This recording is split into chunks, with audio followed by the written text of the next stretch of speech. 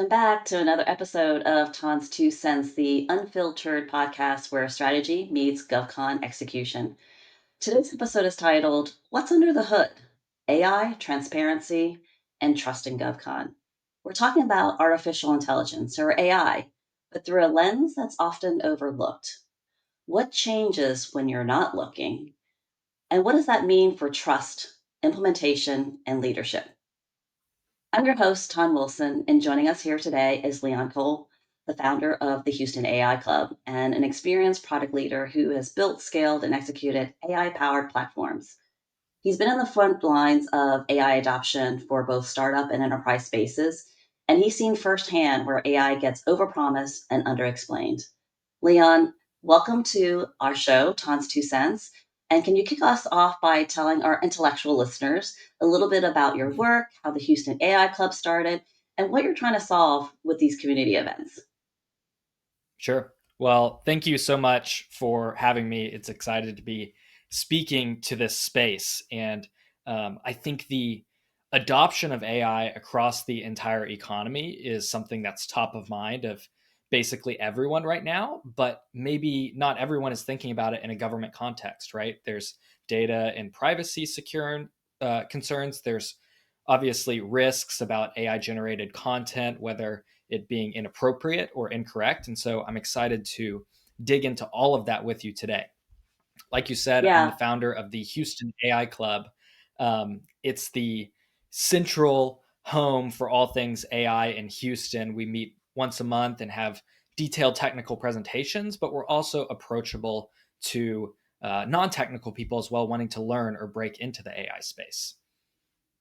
absolutely. And for our intellectuals, the reason why Leon might sound a little familiar is that you recently spoke at an AFCEA event here in Houston, which was the inaugural Houston AFCEA event. We don't have a chapter here yet, but we're working really hard to do that. And you had so many interesting points to make that I thought that I was very knowledgeable in AI. And it just goes to show that I don't think anybody can actually really keep up with Yeah. the advances and the new things in AI. 100%. I mean, that's my job is to stay on the pulse of AI, and it's like drinking out of a fire hose. But I love it, And I got my start back in 2016 exploring AI, a lot of what they called conversational AI at the time, which now that AI is so rudimentary in comparison to the models and the quality of responses that we can do today. But as AI kind of grew and developed, especially in 2020 with the release of the base GPT-3 model, we started to realize that, oh, AI as a functional tool is really here, and it's growing at a, you know, exponential rate.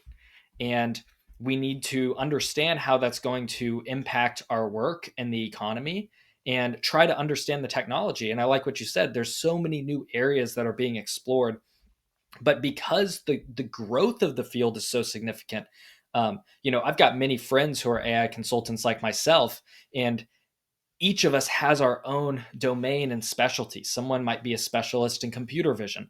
Someone might be a specialist more like myself in AI adoption and the models or the practical takeaways. There's people who are specialists in AI for code generation. And there's people who are specialists in training these models as well. It's a deeply technical field, but it's also incredibly wide. And so where I think AI is going is it's almost going to feel like in 10 years more like a utility, right? Or something that just comes Mm, built in with yeah. every business. Pretty much every business today utilizes electricity, right? It's a utility. We don't really think about it, but if you go back to the history of electricity, you can find old pictures of people's homes and they've got wires hanging from their roof indoors, and that was something that only wealthy people and businesses could afford, right?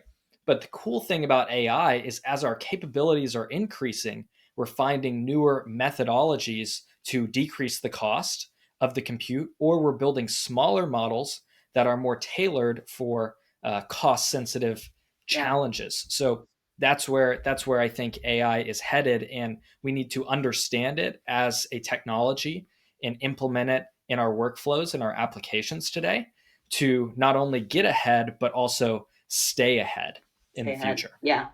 Yeah. This is a very exciting time. And no spoiler alerts here for the rest of the episode, but we're going to dig very deep into some of these topics here. But before we get all serious about our Mhm. discussion points, I think we've all kind of experienced this, and I know that you probably have too. But what was one of the worst or the most absurd AI generated message or response that you've ever seen? And you're like, um, yeah, no, that's from a chatbot, or Yeah. like, you know, the hallucinations and the different like absurdities of AI Yeah. are kind of endless. But what's one moment where you're like, oh wow, I thought I saw everything, but no. Yeah, I've definitely seen some interesting stuff, and the great part is as these models get better, newer generations of models really eliminate this. But I've Mm. seen models respond in the incorrect language, um, Oh, incorrect characters, using Cyrillic or Chinese characters or stuff like that. And I'm like, okay, this is way off. But we find these challenges typically in the smallest of models, right? And so they're not frequently going to be used, but something to be aware of. But another test that I use for every AI model is, 3 or 4 years ago, everyone was like, "Don't do math with AI models. It's terrible. It can't do it's math." so And bad. we can get into all the technical reasons why, but I'm a big golf lover, and so I'm constantly testing new models with golf questions, right? Okay. So I'm having it calculate yardages relative to the loft of clubs. And then I try it against different models because it's math, but it's also a physics challenge as well. And Yeah. sometimes they are close and sometimes they're way off. So it's something that you can use to kind of test and, uh, you know, learn things about your golf game, if you will, if you want to change different clubs to different lofts, but also test and say, hey, if I switch from this club to this other club, if it says I'm going to hit the ball 40 yards longer, maybe that's probably not doing the math right. So that's something Yeah. that I always like to use and test as kind of a fun thing. And I know it's something that the model training and developers aren't You're not. tuning on and don't care about, Yeah.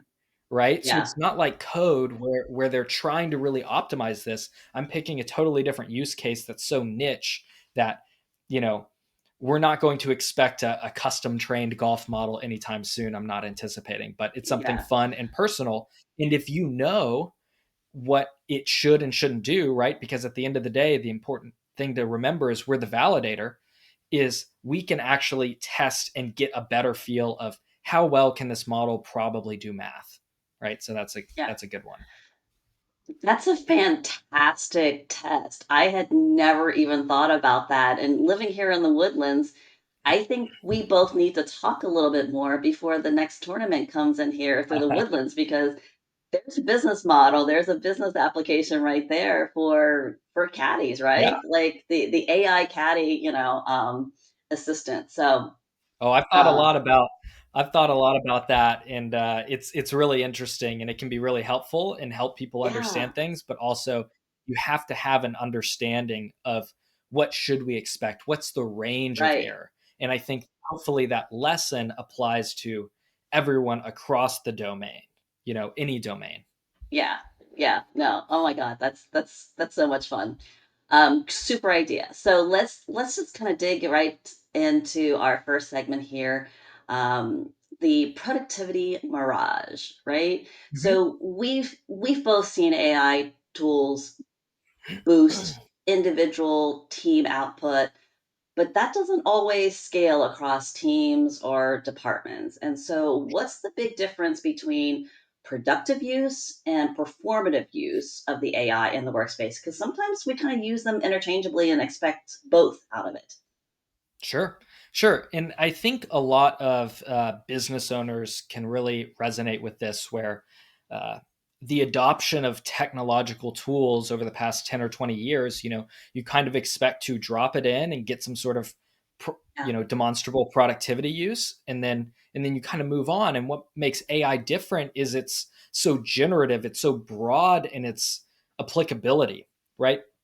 But when I think the biggest difference between a productive and a performative use is understanding the impact to the business and the business process and the customer. You kind of have to assess all three levels, because let's pretend like we have a particular workflow, like a document generation or something along those lines, where maybe we're conducting a quarterly report, right? Well, if AI can come in and generate a quarterly report that's of equal quality or greater quality in, call it, minutes, as opposed to the weeks it might take for a team of individuals to come together, scavenge through the data, pull all these data sources together, and then actually write it and review it and write it, review it, write it, review it over and over again. Well, that's great. Now we have our quarterly reports done in minutes as opposed to weeks. So at the base level, we're saving thousands of hours of worker time, right? But now, when we're really adopting things with an AI first mindset, we have to ask ourselves, why do we do quarterly reports in the first place? Well, what are we doing with that data? Why are we doing it on a quarterly schedule?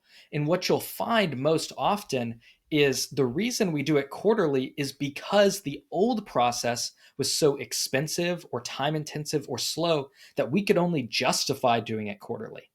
But I think this is a really big opportunity for low hanging fruit for AI adoption is, what if we could get those quarterly reports done on the cost of pennies or a dollar, and we could have them done daily or weekly or monthly? So now we have to understand, what do we do with those reports? And we can get more realistic real-time data and better decision making, and start saying, hey, instead of a quarterly report where for 2 out of the 3 months of that quarter we're going to be using outdated data to make decisions, maybe we Yeah. pivot that to a monthly or a bi-weekly report. And that only happens when we understand the full implication to the business. That's what a high performance AI adoption actually looks like, is rethinking why we're doing things, not just doing things faster. I had a major light bulb moment when you were talking about these reports, because in government contracting, we have deliverables. We have performance related type of deliverables that have to be kind of provided to the government. Sometimes there's payment, Mm-hmm. associated with that you don't get paid until you do this report. And like you said, it normally and usually before was very labor intensive. You had to cull all of these meeting notes and, meet with the people who are actually, that's a deliverable in some of the contracts is meeting notes. Thou shalt deliver meeting notes within, X number of days. And then the government Yeah. has X number of hours and days to approve them. And then they can be added to Mm-hmm. as an artifact for that project or that program. um, Mm-hmm. but you bring up a really good point, is that I can't tell you what the customer does with those, except that they're using that as a proof that you did something, right? Like, like we paid you X number of hours or dollars for a service. The only way that they were able to justify or prove that you did it was for you to submit a report at the end of the month saying we attended these many meetings and different things like that. But it's really, like you said, not adding to the value of why are we using this information? Why is this data important to helping the mission and the understanding, or the support of that contract or that program? That Mm-hmm. And one seems kind of so add on, elementary. Like, yeah, and one add on to that is, now if we understand the workflow in a broader context, we actually have to rewrite the roles of the individuals participating in that workflow. So you might move from someone who's a gathering data type person, or someone who's yeah, a writing a report type person, to someone who's reviewing and diving back into the data specifics to confirm, and like I said previously, validate that the report has been generated accurately and correctly, and we've prioritized information. So there's a couple elements to that, but it actually requires us to think ahead more deeply and structure success criteria more clearly. Because when we're writing big reports, a lot of times we're not even that diligent today Hmm. about what does a great report look like, because everyone knows it takes Right. so much time and weeks, we almost like can't even think about that, just try to get a report out there. But with AI generating a report in just minutes, if it can generate a report in just minutes, that means it can generate tens or dozens or hundreds of reports in minutes, and we probably don't need 100 reports. But what we can do with generating multiple reports is different styles or different points of emphasis, or for Hmm. different particular audiences. And so Right. the role of the creator previously is now more of a curator, an editor, and reviewer. And I've experienced this personally where I've had particular clients that I want to work with, and I find that there's industry blockers or cultural blockers or generation divides that Hmm. makes it more difficult for me in my personal experience to write quality documentation to them. But I can use AI to take my ideas and put them in a nice package that is easy for them to understand. And because I'm able to, work on multiple versions of the final report much more quickly, I can actually get a much higher quality report at the end of the day that is going to resonate with the customer or the end user. And then Yeah. that report itself becomes a data artifact for internal use for other uses later, right? So that report can be converted into a case study now, or blog material, or social media post, or whatever. So it is all about data at the end of the day, but it's about being creative about the workflow. And so in the past, all this time is expensive, and all we could do is get a report to pass that bar, right? Now we've got so many different options. If we're really creative and attentive to the work that we want to do, we can understand not just can we cross this threshold, how do we continue exceeding and building on top of it? Yeah. And I think the advances that we've made is huge in the short amount of time, and that I know personally the quality of my content and the quality of the reports and the data and the presentations that I give out there are so much more because now it's so much easier for me to tailor. Now I feel like I feel like I've unleashed this very creative side to myself, which I never kind of knew that I Exactly. had. I just needed someone or AI to kind of pull it out of me. So Well, and to kind of take that and extend the analogy a little bit, let's ask ourselves, 150 years ago, how many people were authors or writers, yeah, right? It was actually pretty difficult, like you to get a book to print, and even though we had the printing press, it wasn't distributed. So much fewer authors, writers, and creators. Then the advent of the computer comes along, and word processing is yeah, obviously a huge new feature where individuals within companies, and now we get to social media where we have the advent of kind of celebrity business people or creators, and they're able to now tap this new creative side. So it's not a limiter to creativity like most people think, it's an unblocker. And the people who are using AI today really understand that and are able to share more of themselves publicly, which is a win-win for everyone.